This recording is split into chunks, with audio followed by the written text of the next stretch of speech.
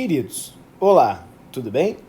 Pois bem, vamos fazer então as questões correspondentes ao tema 1, nosso primeiro tema, que devem ser feitas. Veja, o professor mudou a estratégia de aprendizado neste ano. Você tem testes de fixação e aprendizagem, nos quais os de fixação servem para fixar os conceitos. Então, o que você deve fazer? Você deve fazer primeiro os testes de fixação e consultá-los aqui no código QR, onde você pode encontrá-los corrigidos em vídeo. Feito isso, você está pronto para ir para os testes de aprendizagem, que são os testes onde você vai testar o seu aprendizado acerca do conteúdo. É muito importante, mais uma vez, eu vou reiterar isso, teste é teste, prova é prova. Nos testes, você não tem que se preocupar em fazer a questão de uma forma, como eu posso lhes dizer, simulando, por exemplo, o que você vai fazer na prova. Não, isso está errado. Se você assim o fizer, você vai estar perdendo o processo de pesquisa, que é muito importante no desenvolvimento do aprendizado, das concepções por parte do aluno. Como assim? Por exemplo, se você não sabe responder uma questão, não há problema algum em puxar aqui os seus cardzinhos. Puxa o card e vai consultar o card. Pega o livro e vai consultar o livro. Você deve fazer isso, diga-se de passagem. É assim que você deve resolver. Tudo bem? Então vamos lá, vamos tirar as dúvidas acerca do tema. Começando pela questão, eu marquei ali as que os alunos enfim, solicitaram uma resolução, apresentaram dúvida. Então as questões que não possuem a marcação, ou seja, não foram questionadas, não houve dúvidas, eu vou trabalhá-las de maneira bem sucinta. Então a primeira é uma questão onde ninguém teve dúvida e diz assim: indique o sistema que não corresponde a uma mistura heterogênea. Como eu vou saber o que é uma mistura hétero? Você vê no seu cartão sobre misturas, está aqui, sistemas materiais. Ali você tem misturas homo, você tem misturas hétero. As misturas homogêneas são as misturas que possuem uma fase, e as heterogêneas são misturas que possuem mais de uma fase, né? Então você fica com esse cartãozinho aqui à mão para dar uma consultada nesse cartão, né? Então você vai ali para mistura homo, mistura hétero e assim por diante, tudo bem? Então vamos começar aqui devagarinho, vamos dar uma olhadinha. Vou deixar aqui o cartão do lado, caso você queira ter alguma dúvida. Ele quer saber a que não corresponde a uma mistura homogênea. Lembrando que mistura homogênea tem uma fase só. Gasolina filtrada. Gasolina filtrada é uma mistura homogênea, né? Você não enxerga as fases da gasolina filtrada, até porque ela é filtrada, então não pode ter nada de sólido ou algo assim, compondo uma segunda fase. Ar puro. Você não enxerga no ar puro também outros componentes que se destacam, que criam uma fase visível diferente. Aço inox, tipo uma panela, você não vê no aço inox o níquel, você não vê no aço inox o cromo, você não vê o ferro nem o carbono, forma tudo uma liga apenas, ou seja, uma mistura homogênea. Uísque, não forma também uma mistura hétero, você não vê nada além de um líquido, né? De cor, enfim, mais ocre, pensemos assim, algo do tipo. Aí você para e pensa, tá, mas o que é o granito? Mas o granito o professor colocou aqui no seu card, tá ali, granito, ali como mistura heterogênea. Então, granito é a nossa mistura heterogênea, a resposta certa, letra D.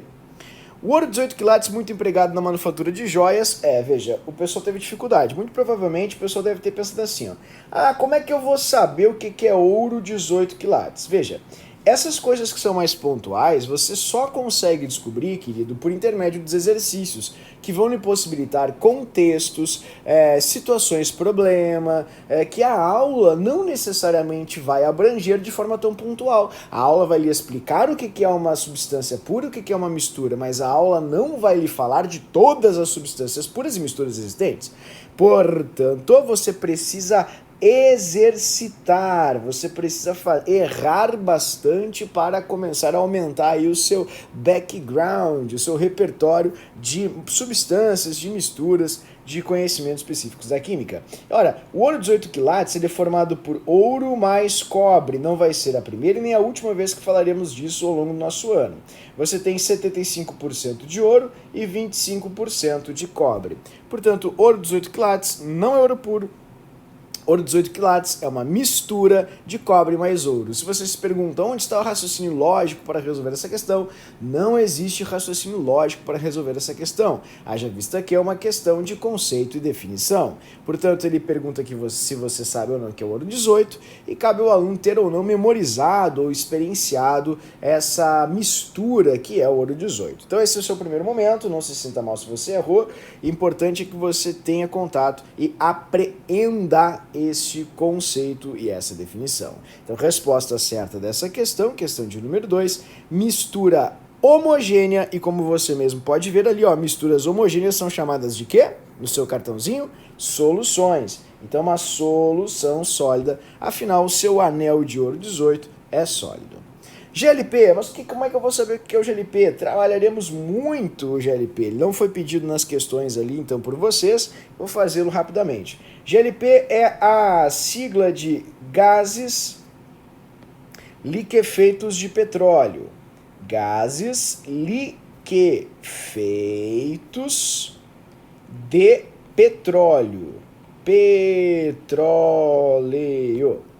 Gases liquefeitos de petróleo, em suma, tem na sua constituição propano, que é o C3H8, e o butano, que é o C4H10, bem como o isobutano, que é um isômero do butano. Tudo bem?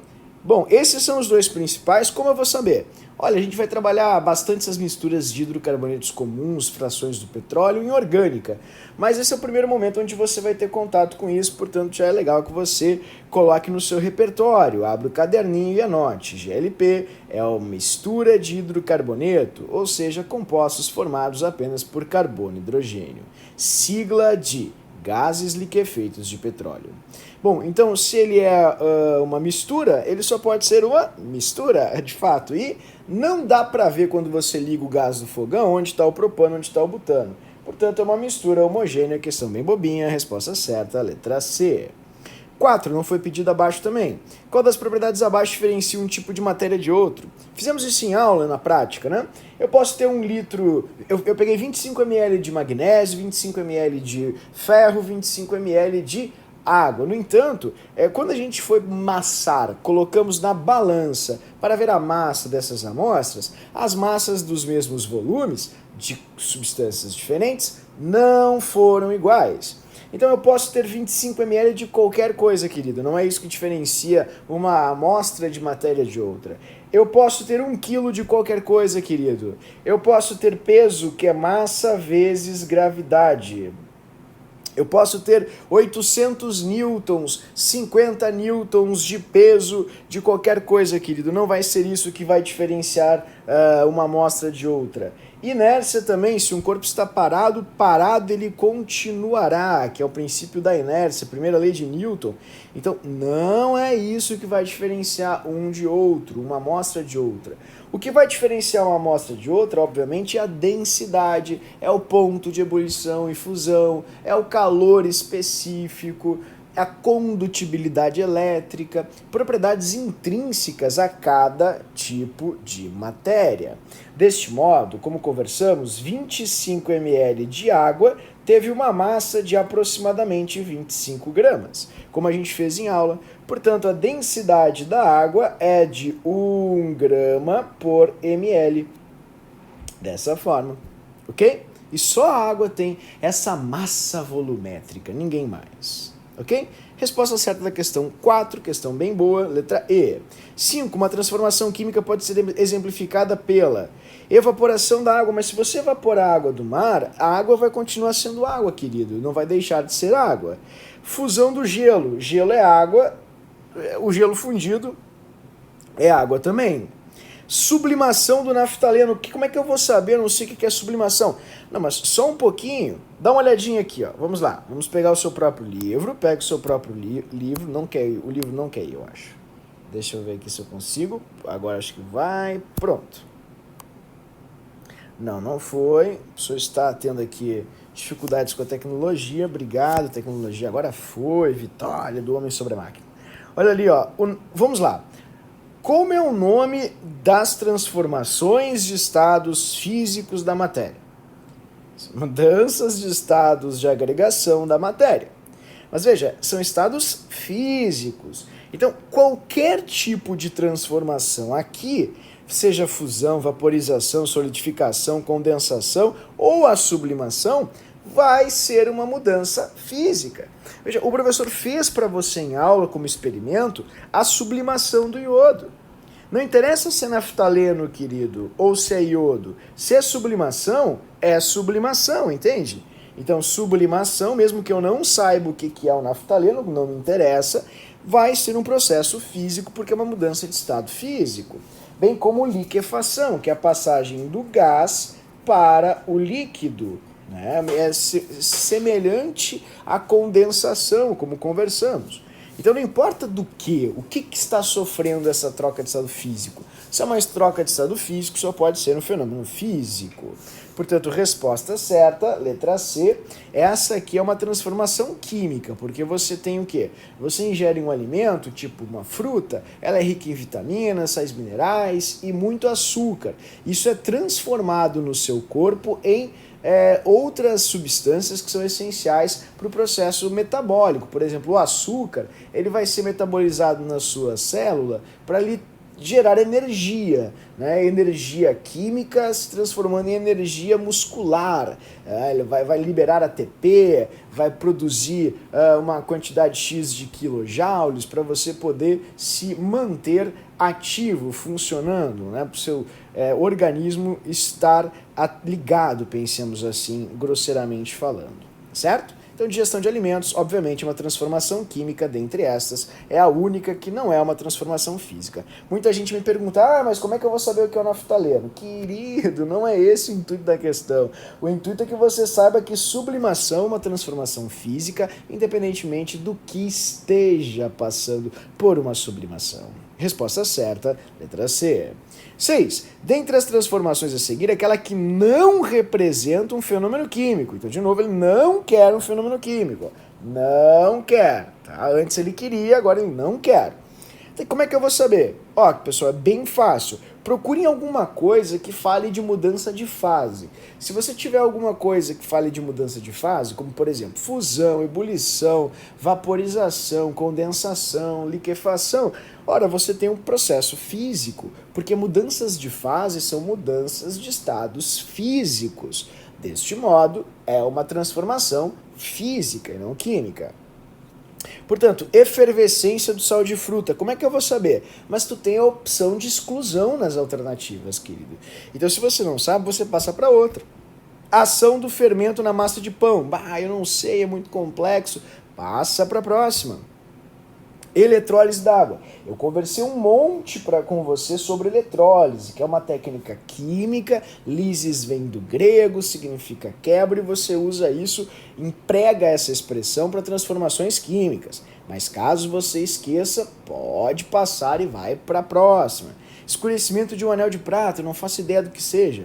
Mas obtenção do nitrogênio a partir da destilação fracionada do ar. Tá, só um pouquinho. No ar atmosférico não tem nitrogênio? Tem. Pois é, se você obtém nitrogênio do ar, o nitrogênio não deixou de ser nitrogênio. E se ele não deixou de ser nitrogênio, só pode ser uma transformação física e não uma transformação química. Veja, a efervescência do sal de fruta em água é quando você coloca o carbonato ou o bicarbonato de sódio em água, desse modo, e vai haver uma reação onde você vai ter ali a transformação e a produção de várias substâncias, dentre elas o gás carbônico, que vem aqui do ácido carbônico que se transforma em água mais CO2. Como é que eu vou saber? Bom, é um pó, se coloca em água, ele produz gás. É uma reação que a gente vai estudar bastante em inorgânica, em reações de oxirredução, mais à frente, para você ir se acostumando. Mas já é interessante que você coloque no seu repertório que os comprimidos efervescentes são sais que em água reagem quimicamente e produzem gás. Se ficar difícil pensar nisso, é só lembrar da palavra efervescência. Se sai bolinhas, querido, sai gás de algum lugar, não é? Obviamente dos comprimidos que são sólidos. Vide o Eno Guaraná, alívio já. é um sólido, jogou na água e produz gás. Reação química. A ação do fermento na massa de pão. O fermento na massa de pão tem um processo bem interessante, vamos trabalhar bastante isso na química orgânica. É um fermento biológico. Então o que ele faz? Ele vai transformar justamente os açúcares C12, C6H12O6, ele vai transformar em gás carbônico e álcool, que é o C2H6O. E esse gás carbônico aqui que vai ser produzido, deixa eu colocar aqui para você, pronto, 2 e 2. Esse gás carbônico que é produzido é o que vai inflar a massa. O fermento ele é um bichinho, é o Saccharomyces cerevisiae. Ele produz enzimas, e são essas enzimas que acabam transformando o açúcar da massa em gás carbônico, inflando a massa para você. Então você tinha açúcar e tem depois gás carbônico. Logo você tem um processo químico.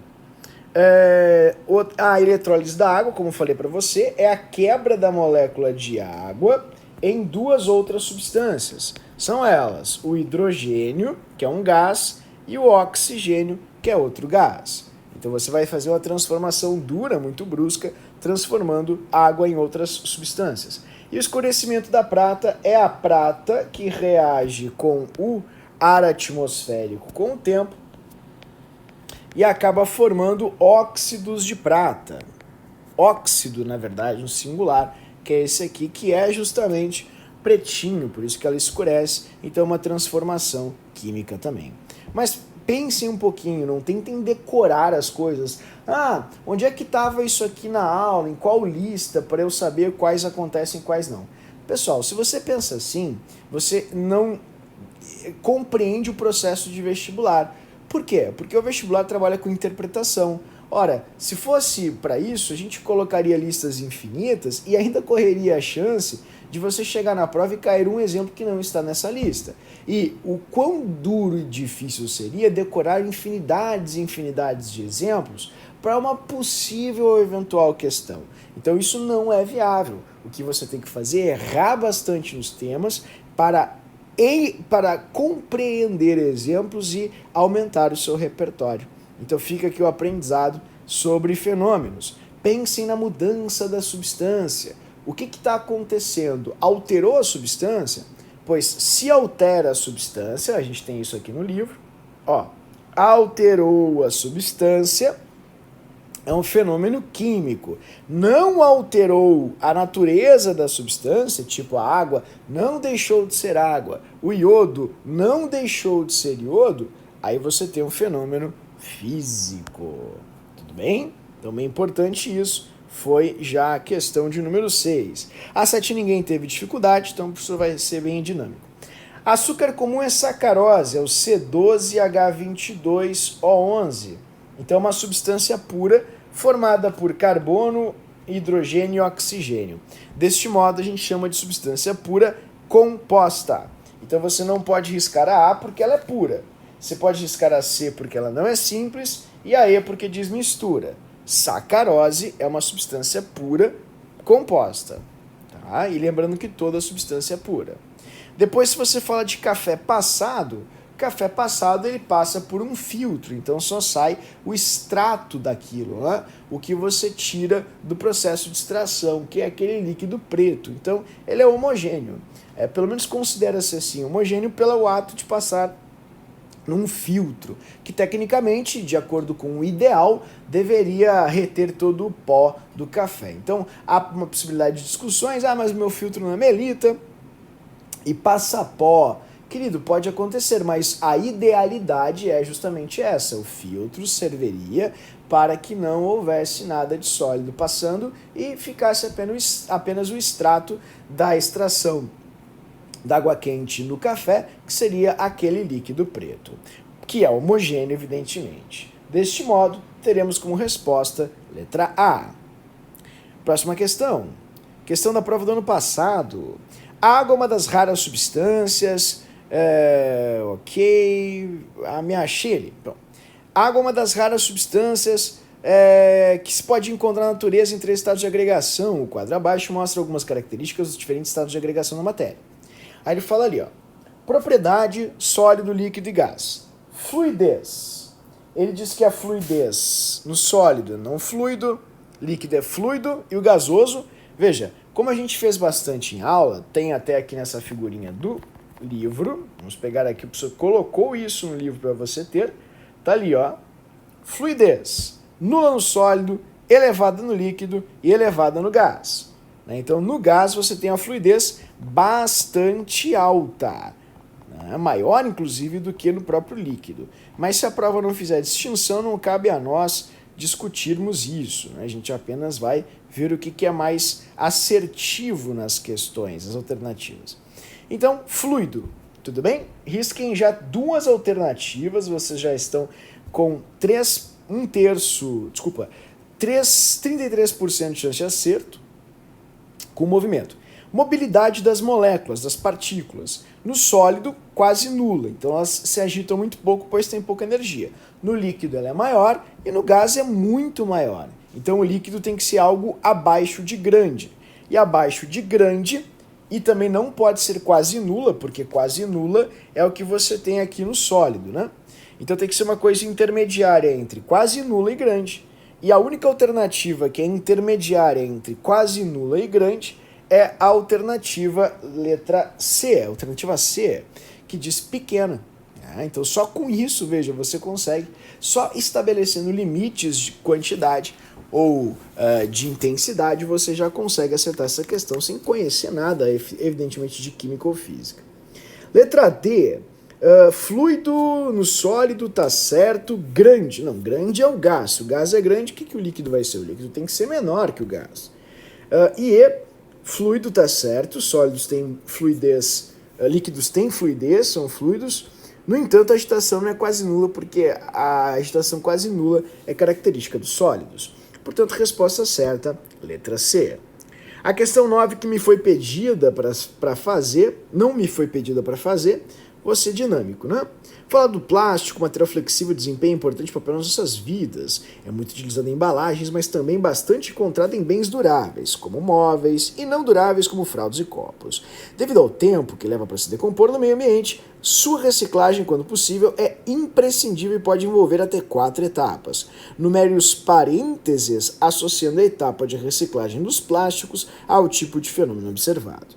Bom, se ele fala em trituração, triturar não altera a natureza da matéria, né? Então, se está triturando, só está aumentando a área de contato, ou seja, tornando as partes mais menores, né? As partes cada vez mais modestas. Então, esse aqui é um fenômeno físico, evidentemente. Reciclagem secundária separa o plástico pela densidade, mas o plástico não deixou de ser plástico, entende? Você só está utilizando fatores de densidade para separar um tipo de plástico de outro. Então não alterou a matéria, obviamente, é físico. Se os dois primeiros são físicos, 1 e 1, olha que fácil essa questão, você já fica com a resposta certa ali. Desculpa, físico é 2, né? Peço desculpas, 2 e 2, a única alternativa que tem 2 e 2 é a letra A. Então nível de questão muito, muito baixo, fácil mesmo, ótima questão para provas. Reciclagem terciária, pirólise dos plásticos. Pirólise é piro, fogo, lises, quebra. O professor até comentou isso em aula, né, que é uma quebra por aquecimento, é um processo químico. Tudo que termina em lise é químico. Fotólise, eletrólise, hidrólise, pirólise, tudo isso é químico. Reciclagem quaternária, incineração. Incineração é queimar. E queimas, como a gente fez em aula do caso do magnésio, são processos químicos. Então, resposta certa, 2, 2, 1, 1. Essa 10 é uma questão bem fácil, só que muitos alunos perguntam e têm dúvidas, se atrapalham por um problema de leitura mesmo, né? Então, vou lhes dar algumas dicas, quer ver? Olha só, ele está testando 3 substâncias diferentes, 3 amostras, na verdade, não substâncias. Desculpa, de substâncias, né? São substâncias, está escrito aqui. E ele anotou as características, veja. Os processos que ocorrem com as substâncias 1, 2 e 3 podem ser denominados como? Vamos lá.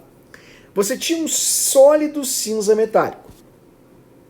Aí houve um aquecimento. Ele emitiu luz branca, intensa. Só que depois que ele voltou à temperatura ambiente, olha o que aconteceu. ele virou um pó branco, tá vendo? Com propriedades físicas diferentes das apresentadas pela substância 1.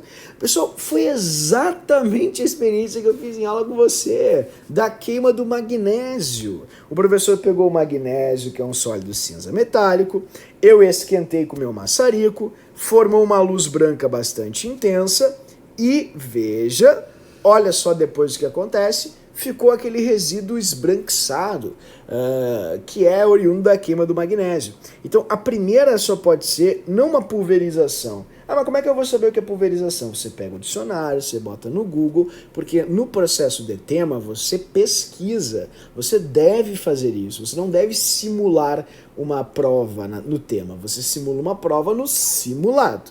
Isso é muito importante. Então a pulverização é transformar em pó, é moer alguma coisa e transformá-la em pó. Não foi isso que aconteceu. Eu não transformei em pó, ele já estava num formato de raspas, como a gente chama, né? Ou asparas, tanto faz. Fusão é um processo físico, é de derreter, é passar de sólido para líquido. E não foi isso que aconteceu. A gente tinha um sólido, ele continuou sendo um sólido. Ele foi literalmente queimado, né? E combustão é um sinônimo para queima. Sólido branco, esquentou, formou um líquido, resfriou, formou um sólido cristalino branco, olha, era branco, continua branco, com propriedades iguais. Se as propriedades físicas são iguais, é porque é a mesma substância. Lembra, tá no primeiro cartãozinho aqui, ó. Se você pegar os cartõezinhos, você vai ver no primeiro cartãozinho, ó. Como é que você distingue uma mistura de uma substância pura? As substâncias puras possuem constantes físicas fixas. Tá ali. Então, o que é uma constante física? É a densidade, é o calor específico, é, por exemplo, propriedades físicas quaisquer inerentes à amostra. Então, se você tinha um sólido, esquentou, formou um líquido, e depois, ao retornar à temperatura ambiente, ele ficou com características iguais às iniciais, é porque você promoveu um fenômeno físico. Você passou de sólido para líquido. Afinal, ele pergunta, né, o que sofreram as amostras. Então, quando ela estava na temperatura ambiente e foi aquecida, ela sofreu, a amostra 2, um processo de fusão. Sólido, né, porque ela era sólida, e foi para líquida. Portanto, sólido para líquido, fusão. Resposta certa, já a letra B. Por que a 13 é ebulição? Não entendi. Porque é um líquido incolor, quando você esquentou formou vapores, e quando resfriou novamente, voltou a ser um líquido incolor com propriedades iguais às da substância 3. Deste modo, você consegue perceber que se trata de um processo de ebulição, que é a passagem do líquido para o vapor, como você está vendo ali. Mas por que a D está errada? Porque o processo 2, a amostra 2, não sofreu liquefação. Liquefação é a passagem do vapor, ou do caso no gás, que tanto faz, sinceramente, para o líquido. E ela não era gás, ela era um sólido. Por isso, não pode ser a letra D. 13. Essa questão é uma questão muito errada, pessoal. E é engraçado que quando você troca o exemplo, as pessoas não erram. Quer ver uma coisa? Eu dei uma dica para você. Quer testar para ver se você consegue distinguir físico de químico? Basta tentar a reversibilidade. Os fenômenos químicos, na sua grande maioria, salvo exceções de equilíbrios químicos que contêm sistemas reversíveis, são processos irreversíveis. Lembra que eu falei para você? Cozinha o ovo. Tá, agora faz ele voltar a ser o que era antes. Querido, não dá. Então é um processo químico. Ó, derrete o cubinho de gelo. Agora congela de novo a água. Não volta a ser um cubinho de gelo? Então, físico. Mesmo que você não possa aplicar isso para tudo e você me diga que tem exemplos que fogem a essa regra, eu concordo, mas os casos mais básicos, triviais, eles são passíveis e plausíveis dessa análise. Então, vamos lá. Formação de neve. Pô, neve não é água? É. Então, não é a água que está no estado de vapor e passa para o sólido? Para o líquido, e a água líquida condensa e acaba passando para o sólido? Então, neve é água. E se água, ela não deixou de ser água em momento algum. Portanto, é um processo físico, não químico. Porque ele quer saber qual é uma reação química. Clareamento de pelos. Tá, clareia ali teu pelinho. Clareou? Ah, mas ele volta a ser pretinho depois que eu passei água oxigenada, fiquei com o meu buço, fiquei com os pelos das minhas pernas loiros. Eles voltam a ficar pretinhos com o tempo. Claro, querido, porque seu organismo vai produzir mais queratina e os seus pelinhos vão crescer. E as raízes, elas vão ficar pretinhas. Então, vai crescendo, né? As pontas vão ficar, obviamente, loiras, amareladas, por causa da oxidação da queratina. Então, é óbvio que a água oxigenada nos pelos é um processo químico. Tanto que qualquer pessoa que for no instituto deve ter ouvido seu cabeleireiro, sua cabeleireira falar que vamos fazer uma química nesse cabelo para mudar de cor. E ela tá certa, ela promoveu reações na queratina do seu cabelo, na fibra do seu cabelo, fazendo com que ela mude de cor. Então é um processo químico. É adição de adoçante no café. Óbvio que é químico. Não, querido, o açúcar também é um tipo de adoçante. Por que açúcar no café seria físico, caso você pense assim, e aspartame no café é químico? É só por causa da palavra aspartame? Pois não caia nessas pegadinhas. O aspartame é um peptídeo, né? Pensemos assim, é um dipeptídeo que possui uma estrutura que produz no nosso corpo a sensação de doce. Ela é 500 vezes mais doce que o açúcar. No entanto, o aspartame é um pozinho branco. Como é que eu vou saber? Mas, querido, você nunca usou um sachê de adoçante? O que tem dentro do sachê? Não é um pozinho branco? Pois é, quando você coloca isso no café, então você tem aqui a sua xicrinha de café, esse pozinho branco vai apenas se dissolver, vai se espalhar, mas o seu café está adoçado. Você vai tomar café com adoçante. Tanto que quando você toma, por exemplo, um refri com adoçante, está escrito assim, contém aspartame. Se fosse um processo químico, o aspartame se transformaria em outra coisa e deixaria de estar, literalmente, na solução que você está ingerindo. Portanto, a adição de adoçante ao café é um fenômeno físico. Mas como é que eu vou saber cadê a listinha de todos os fenômenos físicos da natureza? Querido, não dá para fazer isso. Por isso que a proposta dos exercícios é tentativa e erro. A gente vai pesquisando, vai atrás e vai aumentando o nosso arcabouço, ou seja, o nosso acervo de conhecimentos químicos, ok? Resposta certa da questão, então, da questão 11, letra B. Apenas A2 é um processo químico. Vamos para a próxima. Também muito pedida nas resoluções. O que as pessoas têm dificuldade nessa questão? Olha só. Os números. São os números, sem dúvida. A representação numérica intimida o aluno. Quer ver? 10 gramas de sal, 30 de areia, 20 de óleo, 100 de água, meu Deus do céu. Mas, pessoal, você só está jogando aqui, ó.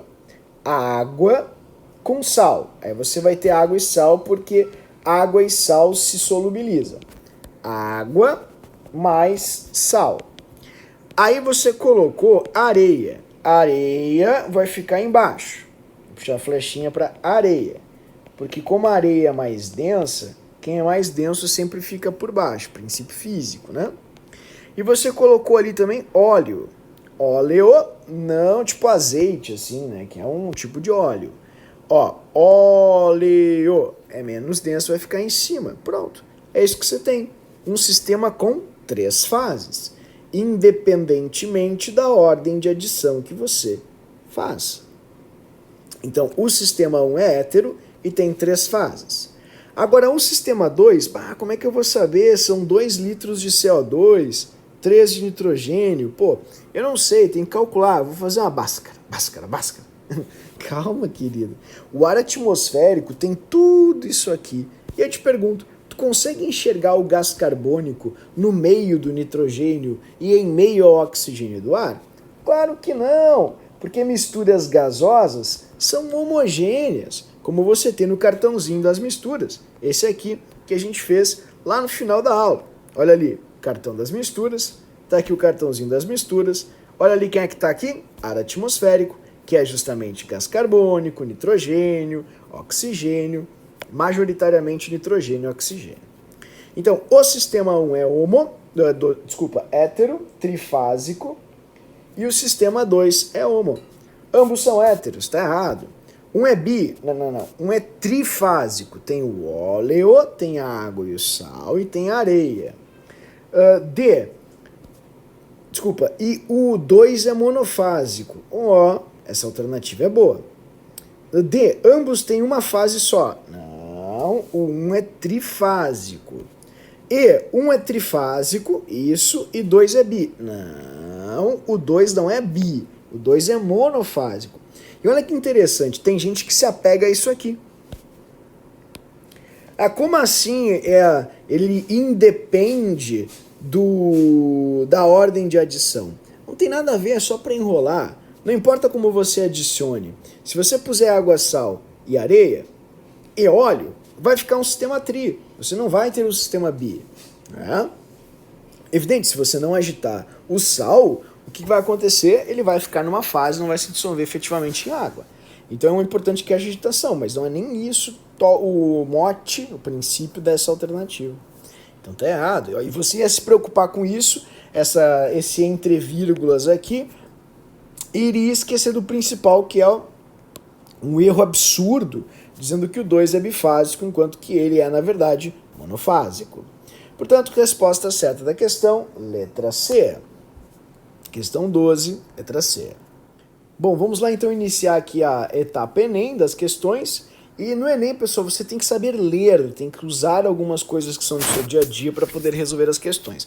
De fato, essa aqui do PPL, que é para pessoas privadas de liberdade, você vai ter a necessidade de um conhecimento um pouquinho mais profundo. No entanto, se tu parar para pensar um pouco, tu consegue resolver essa questão. De novo, as pessoas se apegam achando que elas precisam ter tido a resposta disso na aula e vão encontrar aqui justamente uma questão condizente com essa resposta. As provas não são mais assim. As provas não trabalham mais com contexto e definição apenas. As provas trabalham com interpretação. Então, por exemplo, vamos lá. No laboratório de química foram encontrados 5 frascos não rotulados, contendo propanona, água, tolueno, tetracloreto de carbono e etanol. Para identificar os líquidos presentes nos frascos, foram feitos testes de solubilidade e inflamabilidade. Foram obtidos os seguintes resultados. 1, 2, 1, 3 e 5 têm líquidos miscíveis entre si. Tá, beleza, não me diz muita coisa, eu não sei nem o que é miscível. Veja, miscível é de solubilização, de mistura, né? Eles se misturam, formam misturas homogêneas entre si. A gente pode entrar aqui numa discussão sem fim, né? Fazer vários relativismos sobre o conceito de mistura, porque mistura pode ser homo, pode ser hétero, eu concordo, mas foi empregado aqui numa concepção de senso comum, no qual miscibilidade diz respeito à solubilidade, ou seja, a capacidade de tornar algo homogêneo. Né? Então, ele está dizendo que o 1, o 3 e o 5 formam justamente uma mistura homogênea quando misturados entre si. Ok? Então tá. Os frascos 2 e 4 contêm líquidos miscíveis entre si. Tá, então veja só. A gente já sabe que semelhante dissolve semelhante. Então você precisaria saber um pouquinho da parte de ligações químicas lá da frente para resolver essa questão básica aqui do começo, né? Você sabe que o petróleo e a água, por exemplo, não são miscíveis. Porque a água tem uma natureza, o petróleo tem outra. A gente chama isso de polaridade na química, que vai ser bem mais estudado na parte de ligações químicas. No entanto, a gente sabe que tem 2 grandes grupos. O grupo que é formado pelos compostos ou substâncias 1, 3 e 5 e o grupo formado pelas substâncias 2 e 4. Tudo bem? Então, vamos lá. Vamos tentar raciocinar um pouquinho para achar os parâmetros, os padrões e ver qual é a pergunta. 3 e 4 não são inflamáveis. Pressupõe-se, então, que o líquido são 5, né? 1, 2, 3, 4 e 5. Os líquidos 1, 2 e 5 são inflamáveis, pegam fogo. Tá? Então ele pergunta assim, com base nesses resultados, pode-se concluir que a água está contida no frasco. Meu Deus do céu, mas como é que eu vou fazer? E agora eu não entendo nada de solubilização? Mas, querido, para um pouquinho. Água pega fogo? Não! Então só com isso você já fica entre duas alternativas. Ou é o 3 ou é o 4, entende? Então isso já muda muito a sua vida. Você já, olha só, olha a possibilidade de acerto. Pronto. Entendeu? Só com um movimento. E é isso que você tem que fazer. Você precisa pensar, ler ao resolver as questões do Enem. Agora, como é que eu vou saber se é o 3 ou se é o 4? Tá muito difícil. Calma. Vamos ver algumas coisas. Ó. O 4 também não pega fogo. 3 e 4 contém líquidos não inflamáveis. Ok? Então vamos lá. Só que o 4, veja, ele não pega fogo, mas ele não se solubiliza com 3. Então 4 e 3 são coisas distintas. 4 e 3 são substâncias ou amostras que não se solubilizam. Tá, mas e agora como é que eu vou fazer? Não tá me ajudando nada. Tá, então eu vou chamar assim de polar, ok? E apolar. Apolar, ok? Tipo água e petróleo. Ele está falando que o 4 e o 3, o 2 e o 4, são líquidos miscíveis entre si. Mas o 4 não é, portanto, miscível, ou seja, não se solubiliza com 3. Então, cada um tem que ficar... Se a gente misturar o 4 e o 3 juntos, 3 e 4 juntos, a gente vai ter duas fases. Ou com o 4 em cima, ou com 3 em cima, não sei. Mas você vai ter duas fases. Só que ele está dizendo que o 3 e o 4 não pegam fogo. Portanto, vamos pintar aqui. Quais pegam fogo? O 2 pega fogo, o 1 pega fogo e o 5 pega fogo. Vamos dar uma olhadinha ali para ver se a gente consegue, por alto, descobrir quais destes compostos ali que a gente conhece pegam fogo. Pode ser? Álcool. Álcool pega fogo. Então o álcool não pode ser o 3, não pode ser o 4. Tá? A gente já exclui essas duas possibilidades. E a gente sabe que o álcool se dissolve na água. Álcool e água se dissolvem. Tá, e daí? E daí que se álcool se dissolve na água, o álcool só pode ser o 1, o 5 ou o 2. Mas que confusão. Tem que fazer devagarinho, tem que fazer com calma, mas não é tão confuso assim. O álcool, ele se dissolve na água e pega fogo. A água não. Então veja, se a água for o 4, o álcool tem que ser o 2. Concorda comigo? Se a água for o 3, o álcool tem que ser o 1 ou o 5. Concorda comigo? Só que tem uma coisa, pessoal, que agora vai matar a questão para você. O 4, ele só é miscível com um componente, um só. E o 3 é miscível com outros 2. Aí daí? Tá, olha só como você sabe. A água, ela é miscível com álcool, sim ou não?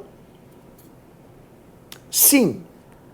Água e álcool se solubilizam em misturas como, por exemplo, bebidas alcoólicas, beleza. Então a gente já tem uma relação.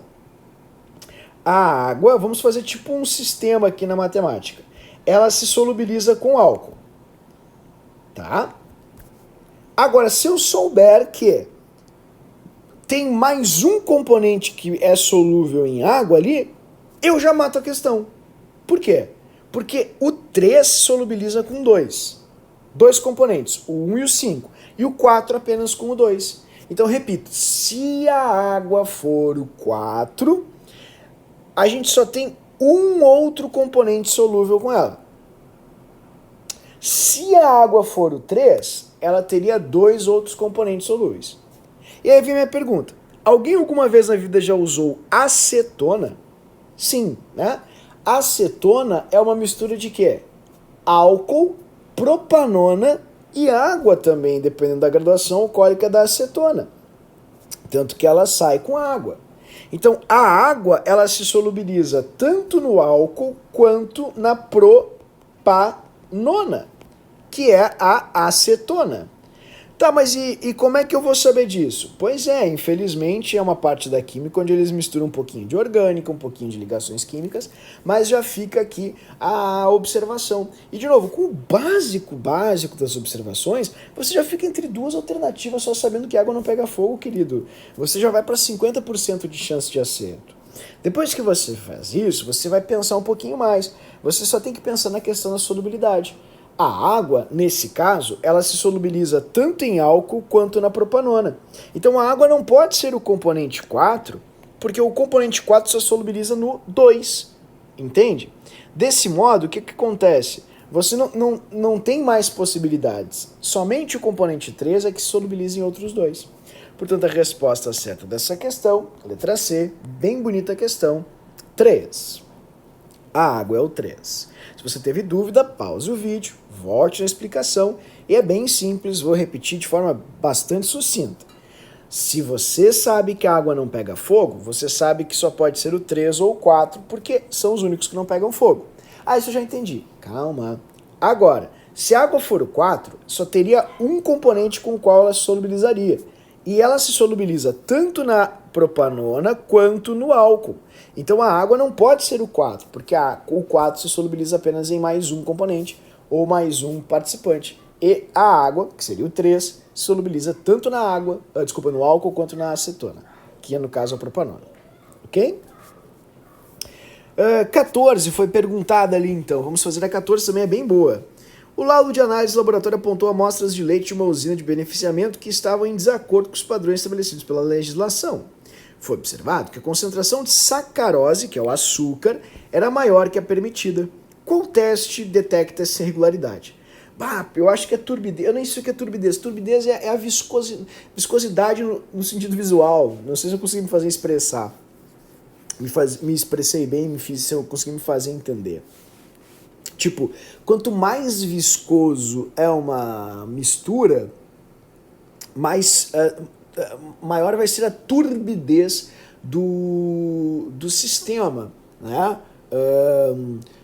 Como eu posso lhe explicar? Eu vou dar um outro exemplo que não envolva necessariamente a viscosidade, porque no caso o leite é viscoso, por isso que eu dei esse exemplo. Vamos supor que você pegue sal e você começa a jogar muito sal na água. Quando você coloca muito sal na água, a água começa a ficar esbranquiçada. Esse esbranquiçado é a turbidez. Ela vai ficando justamente não incolor, pensemos assim, e sim com uma coloração mais diferenciada. Isso seria a turbidez. E não é, né, pessoal? Porque o leite é branco, então não importa quanto de açúcar você vai colocar, ele não vai mudar a sua coloração, vai continuar sendo branco, então não pode ser turbidez. Bem como a alteração de cor. Condutividade elétrica. Não, né, pessoal? Não precisa dar choque no leite para saber se ele está adulterado ou não. É só provar. Não, precisamos de técnicas menos primitivas. Aí o pH. Bom, o açúcar, ele não é ácido e nem básico. Então isso não vai alterar o pH, que é o medidor de acidez e basicidade. Tá? Então, como é que eu vou saber? Bom, logo a gente já vai entrar nas concepções de pH e aí você vai ter mais conhecimento sobre isso. Mas não é o pH. Sabe o que é? Assim, vamos lá. Se você pegar 1 litro de leite e você colocar 1 colher de açúcar, o volume não vai crescer. Vai continuar 1 litro de leite. Mas aquela massa de açúcar vai se espalhar aqui dentro. Ok? Agora, se você colocar mais 1 colher de açúcar, veja, a massa disso aqui vai ficando cada vez maior, mas o volume não vai mudando. Se a massa vai ficando maior e o volume mantém o mesmo, vai aumentando a massa volumétrica. E a massa volumétrica é a densidade. Então é muito fácil de saber pela densidade se o leite está ou não está adulterado. Por exemplo, 1 litro de leite não adulterado tem que ter uma massa próxima a 1 quilo, porque o leite é basicamente água. Agora, se você entupir de açúcar, aquele leite vai ficando cada vez mais com mais massa, né? Grosseiramente falando, mais pesado. Então a densidade vai aumentando. Então se você pegar um leite muito denso, é muito provável que ele esteja adulterado, com quantidades maiores de açúcares e outras substâncias do que deveria ter. 15. Antes da geração do céu, teríamos que rever a natureza do fogo, do ar, da terra e da água. Primeiro, em relação àquilo a que chamamos de água, quando congela, então, estado físico, congelar é estado físico, parece-nos estar a olhar para algo que se tornou pedra ou terra. Então ele está associando a terra ao congelamento, né, sólido. Mas quando derrete, ou seja, vira líquido, também é estado físico. Se dispersa e torna-se bafo e ar. Né? Então o processo depois de vaporização, que é queimado tornando-se fogo. Veja que aqui a gente tem o princípio do plasma, né? Que é o pós-gás. E inversamente, o fogo, quando se contrai e se extingue, regressa e forma ar. O ar, novamente concentrado e contraído, torna-se nuvem e nevoeiro. E depois, a partir desses estados, se for ainda mais comprimido, torna-se água corrente. Que ele está bem claro que o que ele está trazendo aqui sobre os elementos da natureza nada mais é do que o princípio básico dos estados físicos. Tudo bem? O princípio de estados de agregação das partículas. E de água, e torna-se novamente terra e pedras, e desse modo, como nos parece, dão geração uns aos outros, de forma cíclica. Buscando compreender a diversidade de formas e substâncias que vemos no mundo, diversas culturas da antiguidade elaboraram uma noção de 4 elementos fundamentais, que seriam terra, água, ar e fogo. Essa visão de mundo prevaleceu até o início da Era Moderna, quando foi suplantada diante das descobertas da química e da física. Do ponto de vista da ciência moderna, a descrição dos 4 elementos que foi feita por Platão corresponde ao conceito de estados físicos da matéria ou fases da matéria. As palavras-chave destacadas aqui, obviamente, inclusive a palavra estado, que é a principal, já nos remete a pensar nisso. Resposta certa, letra D. A 16 ela assusta, mas se você ler com atenção, você já acerta brincando. Tudo bem? Questão 16. Vamos ler a primeira pergunta da questão. Ele fala que a bauxita é composta por 50% de Al2O3. O nome disso é alumina, tudo bem? Se alguém quiser anotar, pode anotar alumina. É o mais importante minério de alumínio. As seguintes etapas são necessárias para a obtenção do alumínio metálico. Tá. Antes de ler as etapas, eu vou tentar dar uma lidinha na pergunta, porque às vezes a pergunta é muito simples e as possibilidades são complexas. Então, ele quer saber o quê? 1, 13, 5 referem-se a fenômenos. Então ele quer saber se é fenômeno químico ou físico. Se muda a matéria, muda a combinação atômica da matéria, ela muda no seu íntimo ou não, né? Se as substâncias mudam ou não. Tá? Então vamos ver a 1. Dissolução. Dissolução é dissolver. É realizada com NaOH, levando à formação... Não, só um pouquinho. Olha a substância que se formou. Ela é igual à inicial? Não tem átomos diferentes? Não tem uma nova combinação de átomos? Então a matéria mudou no seu íntimo. Porque quando há um rearranjo de átomos, há uma mudança das ligações atômicas, há uma reação química. Num processo físico, a água não deixa de ser água. O iodo não deixou de ser iodo. E assim por diante. E aqui não houve um processo físico. Houve um processo onde as substâncias se transformaram, pois houve a formação de novas combinações atômicas. Ok? Então, primeiro, químico. Fechou. Com o resfriamento da parte solúvel, ele quer o 3. Então, veja, eu não preciso nem ler o 2, eu posso ir direto para o 3. Quando o OH3 é aquecido a 1050, decompõe-se em outras duas substâncias. Então o 3 também é químico, porque ele era isso e virou isso. Então químico e químico, já acabou a questão.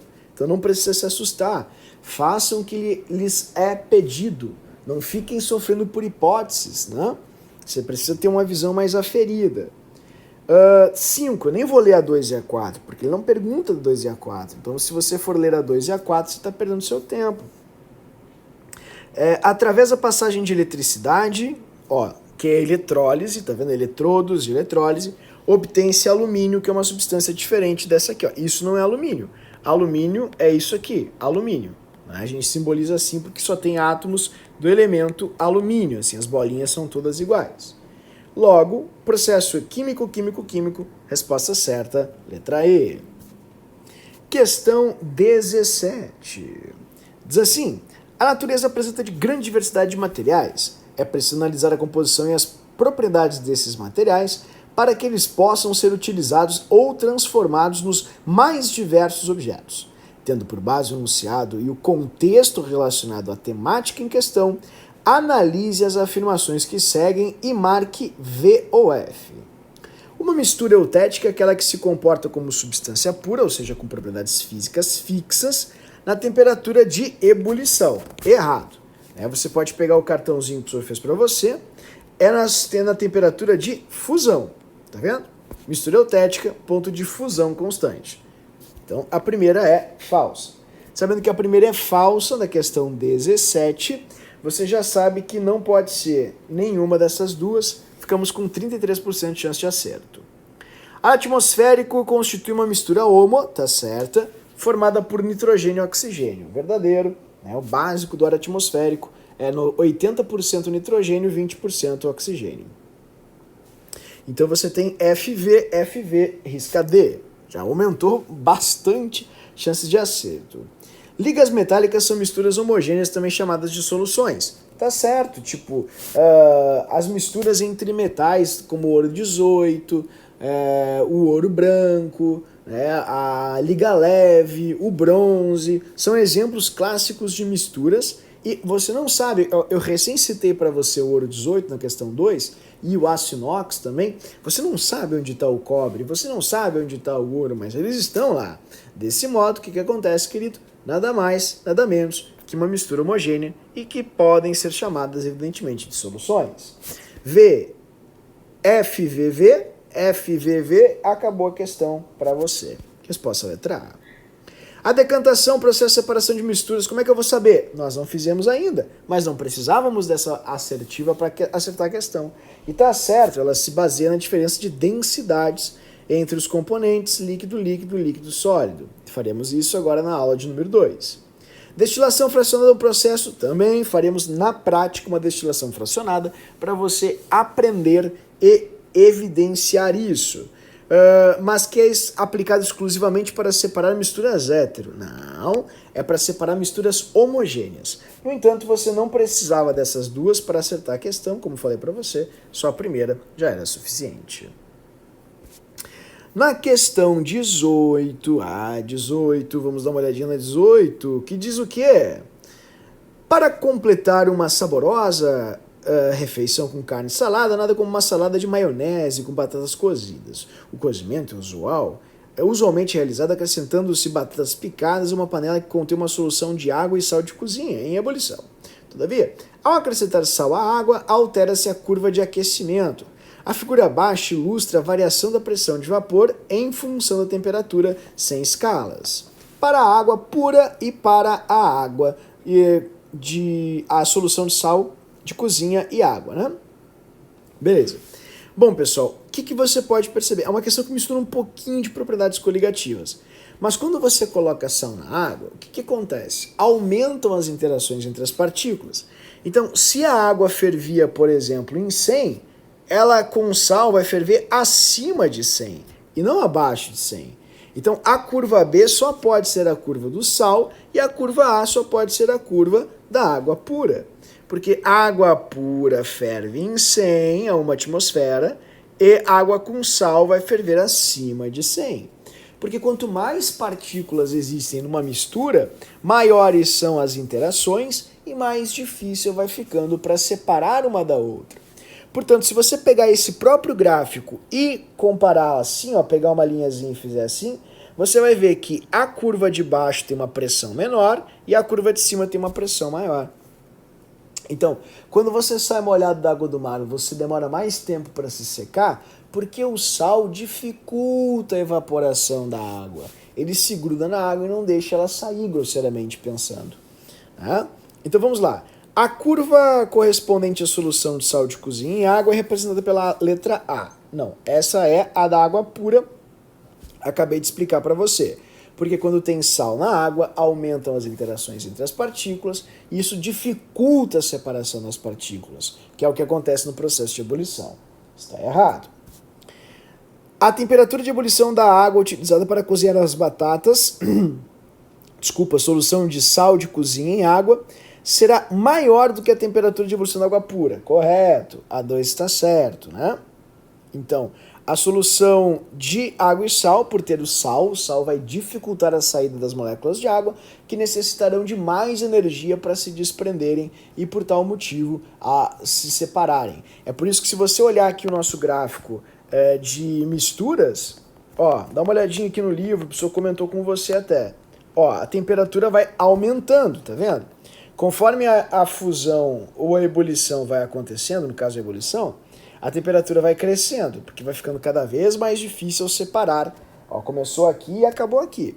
Vai ficando cada vez mais difícil separar uma substância da outra. Tá? Isso não é igual para fusão, né? Depois, quando chegarmos na parte de coligativas, eu explico com um pouco mais de profundidade, em virtude justamente da essência da matéria de propriedades coligativas, ok? O abaixamento da pressão de vapor e a redução do ponto de congelamento, a elevação do ponto de ebulição e a pressão osmótica são propriedades coligativas que independem da concentração. Pessoal, eu recém comentei com você que a quantidade de uma substância na outra altera os pontos de fusão e ebulição. Então isso está muito errado. Você está enxergando ali que num deles você tem água e sal e no outro tem água pura. Então a adição de sal faz com que você tenha alteração nos pontos, porque forma uma mistura. Quanto mais sal você bota, mais você altera esses pontos. A magnitude da variação da pressão de vapor, representada pela letra E, independe da quantidade de sal de cozinha adicionada à água no cozimento. Mais uma vez está errado. Quanto mais sal você bota, mais intenso ficarão as variações das trocas de fase, mais as características vão mudar. Pô, até a densidade, quanto mais sal você bota na água, mais densa fica a água, querido. Então é evidente que quanto mais você altera os componentes de uma mistura, mais diferentes as propriedades ficarão. O ponto C corresponde à pressão de vapor do sal de cozinha em água na temperatura T1. Deixa eu dar uma apagadinha ali que eu já nem sei quem é o ponto C. Deixa eu ver ali, ó. Cadê o ponto C? Ah, já achei. Tá ali, ó. Ponto C. O ponto C é da água pura. Por quê? Ó, porque se a curva A é da água pura, a curva B é da água com sal.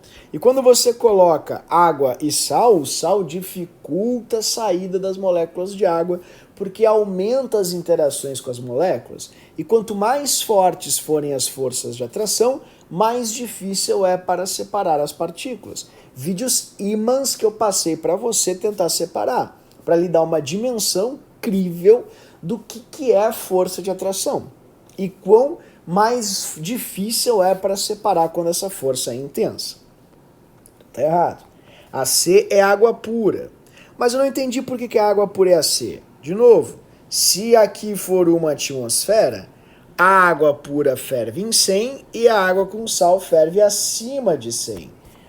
Então a B ficaria acima de 100. Portanto, a curva B só pode ser a curva da água pura, da solução de água e sal. Vou escrever, ó, água mais sal.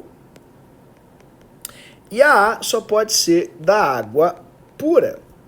Pura. Desse jeito. Então, a resposta pode ser 2 ou 34. A quantidade de moléculas na fase gasosa presentes em temperatura ambiente na solução de sal e água é menor a 25 do que a 90. Querido, não precisa nem continuar lendo. A gente recém viu na aula 1 que a temperatura influi na evaporação. Quanto mais quente, mais vapor vai ter, mais pressão de vapor. Quanto mais frio, menos vapor, menos pressão de vapor. Se você tem dificuldade nisso, pega o seu card, pega o seu cartãozinho. Quer ver? Cartão de pressão de vapor. Tá aqui. Ó. Quanto mais quente, maior a pressão de vapor. Quanto mais frio, tá vendo? Menor é a pressão de vapor. Ok? Bem fácil, bem bobinho. É uma questão que tu vai me questionar, mas não é uma questão de propriedades coligativas, é que propriedades coligativas é uma matéria que traz muito da química básica. Então você resolve essa questão aqui com o básico das mudanças de fase, sem a necessidade de conhecimentos muito profundos sobre as propriedades coligativas, ok? Resposta certa, então, 34 a 32 e a 2. 19. Considere as seguintes informações a respeito do processo de cozimento de alimentos para panela de pressão. Este processo é mais eficiente porque os alimentos são submetidos a uma temperatura mais elevada do que aquela que é possível atingir numa panela convencional. Tá certo, né, pessoal? Quanto maior for a pressão, maior é a temperatura de ebulição. Lembra disso? Então, se você está numa altura expressiva, a temperatura de ebulição é baixa, pois a pressão é baixa. Agora, quando aumenta-se a pressão, você também vai ter um aumento da temperatura de ebulição, porque está havendo maior dificuldade para as partículas se desprenderem, se soltarem e conseguirem assim ir para o estado de vapor. Na URCS, tu nunca pode ir para a segunda assertiva, você tem que riscar sempre o que não contém a informação que você descobriu. Por exemplo, A1 está correto, então você vai lá embaixo e risca o que não tem 1. O fornecimento de calor pode ser diminuído, ou seja, o fogo pode ser abaixado quando a panela de pressão começar a soltar vapor. Eu expliquei isso em água, pessoal. O líquido, ele não passa de 100. Então não interessa se você pega e continua aumentando a temperatura, porque a temperatura não vai ficar acima de 100. Veja, olha só. Quer ver? Dá uma olhadinha ali, ó. Água, tá vendo? Ó, termômetro. Símbolo de energia. Vou aumentar a temperatura. Ó, a temperatura subindo, tá vendo? Ó, chega num ponto em que ela não vai ficar acima de 100.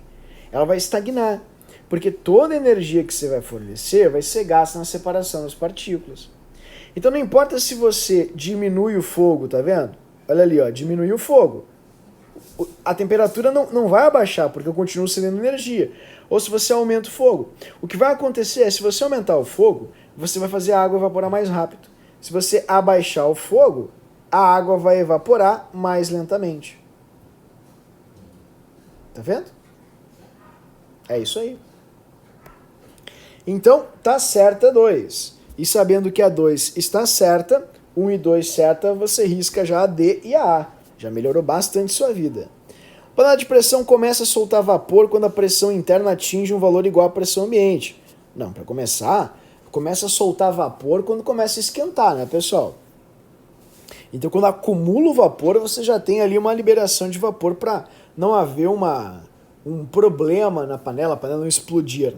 Mas caso isso seja um problema para você, confesso que eu não entendo o funcionamento com precisão de uma panela de pressão. Eu não entendo a engenharia de uma panela de pressão, entende? Mas é que isso não é o mote da afirmativa. Ó, aqui que está o erro, ó. Mantendo-se nesse patamar enquanto durar o processo. Se a panela é de pressão, a pressão é maior do que a pressão de uma atmosférica. Portanto, não vai ficar igual à pressão ambiente, por exemplo, de uma atmosfera. Vai ficar acima de uma atmosfera. Portanto, a 13 está errada. Resposta certa, letra C. As questões 20 e 21, infelizmente, foram equívocos. Eu coloquei uma questão que fiz em aula até, então eu vou ser bem direto. Elas são iguais, peço perdão ali pela gafe, né? O professor acabou se passando um pouquinho. Então, nessa questão ele te diz ali que tem 3 amostras e tal, eu vou ser mais objetivo, pois já fiz ela em aula, durante a aula 1, né? Então diz assim, líquido incolor que liquefaz a essa temperatura e quando submetido a processos usuais de decomposição, permanece a mesma substância. Então, substâncias puras não são passíveis ou fragmentadas por processos comuns de fracionamento e têm temperaturas fixas. Portanto, a 1 é uma substância pura. Se ela é simples ou composta, eu não sei, mas ela é pura. Então as 3 alternativas ficam aqui como possibilidades. 2. É um sólido branco que apresenta ponto de fusão fixo e ebulição constante. Portanto, só pode ser uma substância. E se é uma substância, você risca as letras A, que diz mistura, na segunda, e a letra C, que diz mistura, na terceira. Resposta certa, letra B. Ok? Bom, a 22 é uma questão um pouco mais complexa para muita gente que não gosta de desenhar. Pois se você desenhar, você consegue resolvê-la com extrema facilidade. Eu vou provar isso para você agora. Veja, diz assim: misturando-se valores iguais de hexano, tetracloreto e água, será obtido um sistema. Tá. Primeiro, o hexano e o tetracloreto são immiscíveis em água. Tem uma máxima na química que diz assim: semelhante dissolve semelhante. Se eles são immiscíveis em água, você pode fazer duas coisas. Primeiro, você pode misturar hexano e tetracloreto. Vou chamar hexano de H e tetracloreto de T. E depois você pode jogar água. Desse modo, você forma uma mistura bifásica, porque a água é insolúvel em hexano e tetracloreto. Agora, você pode pegar o mesmo sistema e praticar a seguinte distribuição. Jogue primeiro o tetra, que é o mais denso, tá vendo? Portanto, vai lá para o fundo, pois os mais densos vão para o fundo. Jogue a água. A água vai ficar sobre o tetracloreto e não vai se solubilizar. Posterior a isso, adicione o hexano, que não é solúvel na água e tem uma densidade bem mais baixa que a da água. Desse modo, ele vai ficar sobre a água, como você está vendo ali. Então você pode ter uma mistura trifásica ou bifásica, dependendo da ordem de adição. Resposta certa, letra E. 23. A qualidade da superfície gramada das áreas desportivas, como campos de futebol, é fundamental para que o evento seja corretamente realizado. Assim, é imperativo que o sistema de drenagem mantenha a área gramada suficientemente seca. A figura a seguir ilustra o sistema de drenagem em ação. O topsoil tem uma composição ideal que contém entre 80% a 90% de areia e 10% a 20% de matéria orgânica, que é o adubo, a terra mais escura, terra preta e assim por diante. Assinale a alternativa correta sobre topsoil. Bom, topsoil é uma mistura sólida que tem areia e tem matéria orgânica, terra preta, ou seja, uma mistura heterogênea. Deste modo, o topsoil é uma mistura heterogênea. Simples assim. Porque se você pegar terra preta e jogar na areia, querido, você vai ter o quê? Areia e terra preta. Mistura heterogênea. Tá? A questão 24 ela já assusta porque é do ITA. No entanto, ela é muito fácil pela pergunta que é feita, que é a seguinte: das afirmações acima, quais ou qual está errada, né? Ou estão erradas. Então, olha como é assustadora. A figura ao lado apresenta a curva de aquecimento de 100 gramas de uma substância pura genérica em estado sólido. Sabendo que o calor é fornecido a uma velocidade constante de 500 calorias por minuto. Admite-se que não há perda de calor para o meio e que a pressão é de uma atmosfera durante toda a transformação e que a substância sólida apresenta apenas uma fase cristalina. Considere que sejam feitas as seguintes afirmações em relação aos estágios de aquecimento da figura, da transformação, da substância, desculpa. E ele quer saber qual está errada, ok? Então vamos lá. No segmento P e Q, aí você pega estabilo. P, Q. A energia cinética aumenta. Tá certo. Porque se a energia cinética aumenta, a temperatura aumenta. E no segmento P e Q, ó, aumenta a temperatura. Era essa, depois foi para essa. Se a 1 está certa, ela não está errada. Portanto, você já arrisca duas alternativas. No segmento Q e R, ocorre aumento de energia potencial. Tá certo. Energia potencial é aquela energia armazenada para a realização de trabalho. E, de fato, não há aumento de energia cinética porque a temperatura não mudou. No entanto, ainda continua havendo transferência ou fornecimento de calor nesse trecho. Então, todo esse calor fornecido aqui, a gente chama de calor latente. É o calor que vai ser usado para a separação do estado sólido e transformação em estado líquido. Então está certo. Há armazenamento de energia, ou seja, energia potencial. A 2 está correta, portanto ela não está errada. Já foi para 50% de chance de acerto. O segmento QR é menor que o segmento ST. Esse é bem fácil. Basta você pegar uma régua, ou nem isso, e medir. O QR é isso aqui. E o ST é isso aqui. Viu só? Então o segmento ST ele é bem maior que o segmento QR. Porque o calor de fusão é menor do que o calor de vaporização. Tá certo? A gente vê no gráfico. Pronto, acabou a questão. Se está certo, a única errada só pode ser a 4. O segmento RS tem inclinação menor que o segmento P e Q. Deixa eu ver. O segmento RS não tem inclinação menor, tem inclinação maior. Olha a inclinação do segmento PQ, é bem pequenininha. Olha a inclinação do segmento RS, é maior. Então tá errado. O RS tem inclinação maior e não menor. Resposta errada, 4. Questão 25, questão da URGS desse ano, que diz assim: na questão 25 você tem sal de cozinha que tem solubilidade de 36, então uma questão de mera matemática básica, em 100 ml de água, a zero. Ao juntar em um copo de 200 ml de água a 0,1 graus Celsius, 3 cubos de gelo e 80 gramas de sal, o número de componentes e fases do sistema é: primeiro, você tem sal e água, porque gelo é água. Então você não pode ter 3 componentes e nenhum componente. Você tem que ter 2. Os componentes são a água, que é o componente gelo e água líquida, é a mesma coisa, e o sal. Então só com isso já foi para 50% de chance de acerto. Agora você tem que fazer uma continha bem fácil. Se 100 ml consegue dissolver 36,5 de sal, em 200 ml você consegue dissolver o dobro disso. Tá, professor, e qual é o dobro de 36,5? É muito fácil, né, pessoal?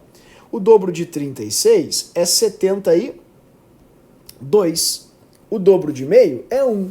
72 mais 1, 73.